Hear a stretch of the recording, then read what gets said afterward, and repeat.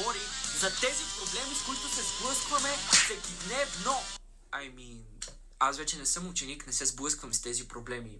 Но моите последователи се сблъскват с тези проблеми и никой не излиза да говори. Well, I'm here. Днеска косата ми няма да ме слуша, ще караме видеото по този начин. Въобще не ме интересува, защото съм си в нас и мога да правя каквото си искам, най-вече защото това е моя канал. И като... тия тъпи перуки! Допреди малко снимах видеа за TikTok и бях с това нещо. Казаха ми, че приличам на Годжо.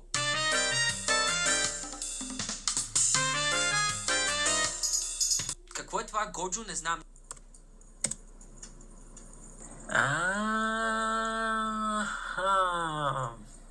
Виждал съм го това, виждал съм го.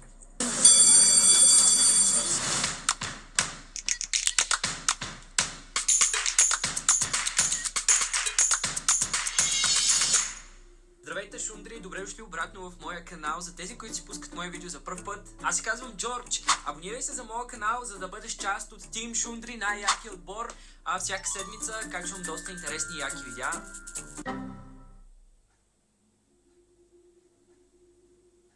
Така както казах в началото на видеото, защо никой не излиза да говори за проблемите на учениците, с които те се сблъскват всеки ден? За какво са тия учители, за какво са тия психолози, като не помагат? Като те не помагат, обаче Джордж тук да помага. Един от проблемите в Даскало са униформите. Цяло идеята на униформите е всички да са еднакви и да няма най-вече разделение, защото знаете, че има деца, имам предвид техните родители, имат повече възможности, други нямат толкова възможности, някои се обличат като рок звезди, други...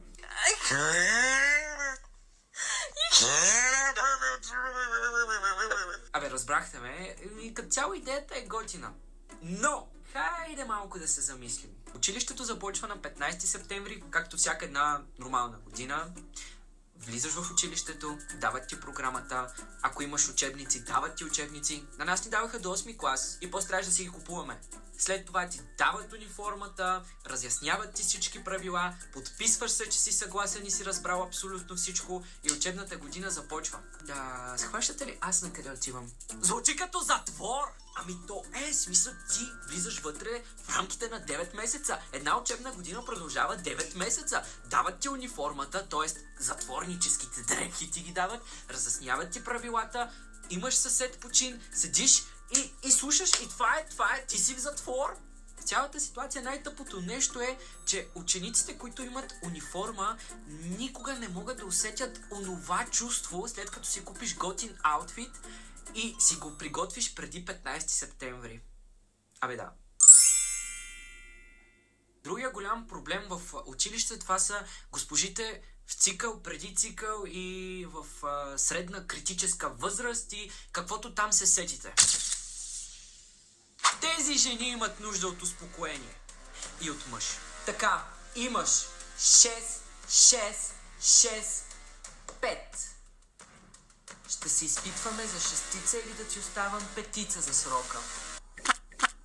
На мен ми се е случвало да имам госпожи, които просто не ме харесват така. Не съм им направил нищо конкретно, просто не ме харесват. Защо? Защото са в цикъл. Може ли някой да отвори прозореца, защото заврях? Може ли някой да затвори прозореца? Ще настина. Мъжа ми не е длъжен да дава по 300 лева за лекарства заради вас. Това, че вие смърдите и не си перете дрехите, не е моя вина. Аз няма да се разболявам заради вас. Затваряйте! Ти защо влизаш след мене? Госпожо, гониха ме кучета, щяха да ме изнасилят, за малко щяха да ме хванат. Тия оправдания съм ги чувала и преди. Трябваше да си седнал тук да седиш да ме чакаш мене. Не аз тебе да седа тук да те чакам тебе. Марш навънка, ще дойде следващия час майка ти. Неизвинен при това. Вие нормални ли сте, хора? Съда срещу вас и ви питам един елементарен въпрос. Вие седите срещу мен с такива празни погледи. Все едно не съм преподавала цяла година. Вие разбирате ли, че ако ни дойдат на проверка от министерството, аз ще изляза виновна. Накрая ще кажат тая на какво ги е научила. Вината си изцяло вашата. Аз си изпявам тук материала. Вие имате матура. Аз съм минала и съм преминала. Мен не ме интересува. То си е за вас! отворете прозореца, че ми стана добро.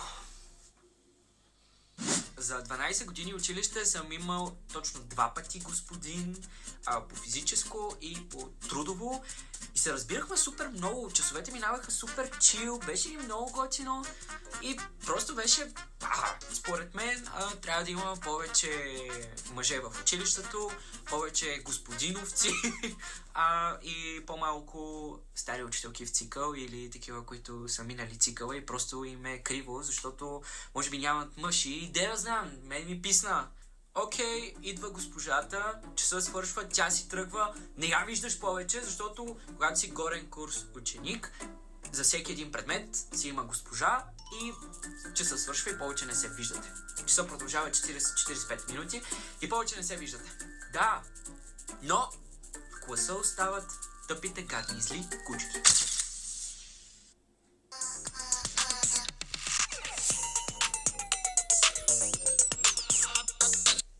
Локални, братко! Руса, надменна, зла, гадна, кучка, но най-вече локална. Да, въобще не знам защо такива момичета идват на училище. Имам предвид, от 100 км се личи, че и пука за това какво говори госпожата. Да не говорим, че в междучасието коридорите се превръщат в моден подиум. Извинявай, исках да те питам дали... Извинявай, ти на мен ли говориш? Да, виждам, че седиш сама. Свободно ли е мястото? Може да говориш с мен, когато и ти си позволиш дрехи от Зара. Да. Аз пазарувам само от Зара и на мен всичко ми е от Зара. Казах ли ви на всички, че моите дрехи са от Зара? Един интересен факт. В чужбина Зара е като някакъв китайски магазин за чужденците. Това е магазин, който е достъпен за всички и това, че в България са дигнати цените до небесата, не значи нищо, скъпа. Нагла, гадна, безсърдечна, обича да си пъха носа там, където ни е работа. Никога няма да погледне себе си и собствения си живот, но е готова първа да коментира останалите. До всички момичета, които носят клин. Абсолютно не е яко да си дигнете клина до бомбите и тук да има по средата долу едно цепната пържола, братко. Ама, как се очаква аз да го обясня това нещо? Всички знаете за какво говоря, гледката е отвратителна. Да, ако си мислите, че това е съблазнително, не е съблазнително. Гнусно е, много е гнусно. Кожени клинове, тигрови клинове, черни, пластмасови, една така материя, като... беше много гнусно. Батките! Локални номер 2. Шматко! Какво правим? Някакви проблеми ли има? Нещо ми се дъхаш, усещам. Няма ли ми се дъхаш, бе, шало? Ще смачкам хищни ми се усмихва и така... Ще те набия. Ще набия тебе и баща ти, и майка ти, и цялото ти семейство. Ще ви набия всичките. Мазна! Малък, слушай сега. Заставиш така. Ляв удар болница. Десен удар гробница. Няма те закача никой. Ако има нещо, звънкаш на мене. Аре. Знаеш, виж кой ще кажа? Това е моя квартал. И ти не си добре дошъл. Много внимание в картинката. Защото после с лопата ще се събираме. Разбрали? Аре! Това е само една малка част от проблемите, с които се сблъсквах аз всеки дневно. Но ако трябва да ги изреждам всичките, това видео трябва да стане 2 часа сигурно. Филм. Затова, ето какво искам от вас. Долу в коментарите напишете вашите най-гадни ситуации, най-гадни неща, които ви се случват всеки ден в училище. И може би ще направим втора част на това видео.